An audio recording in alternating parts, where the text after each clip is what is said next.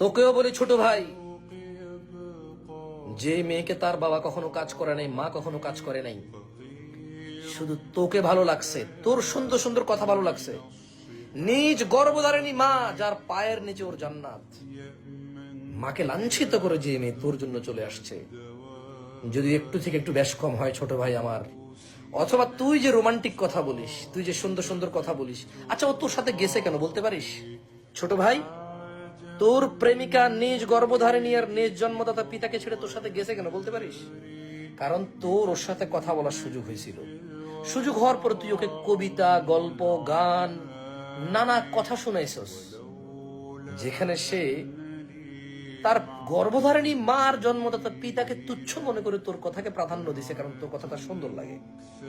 ধারণা করতো তুই যখন বিদেশ যাবি, ধারণা করতো তুই যখন চাকরিতে যাবি, ধারণা করতো তুই যখন বাসায় থাকবি না, তোর বউ যখন ফেসবুকে বসবে বা মোবাইলে বসবে, কোনো আড্ডায় বসবে, কোনো দোকানে যাবে, পরিচিত কোনো খালতো ভাই বিদেশ থেকে আসছে, ছোট দেখছে ওকে, বা অনেক আগে ওকে পছন্দ করতো, ও হালকা পছন্দ করতো, একটু ধারণা করতো যখন ওই ছেলে গল্প বলবে, গান গাইবে, ওকে নিয়ে কবিতা লিখবে,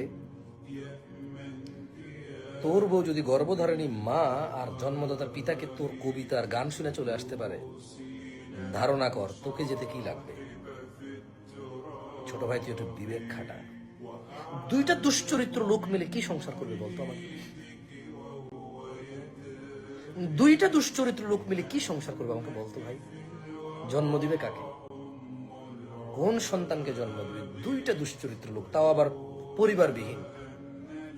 দুইটা লোক একত্রিত হয়েছে দুইটা পরিবারকে মানে ধ্বংস করে, দুইটা পরিবারের বদদোয়া নিয়ে দুইটা লোক একত্রিত হচ্ছে। একটু ধারণা কর, এই দুইটা জেনাকারী, দুইটা বদচরিত্র, দুইটা দুশ্চরিত্র লোক, এই দুইটা বদাখলাক আর বিবেক শূন্য বর্বর আর জঙ্গলি জানোয়ার হৃদয়ের আকাঙ্ক্ষাকে যে দমন করতে জানে না, এমন দুইটা লোক পেলে কি সংসার করবে আমাকে বল?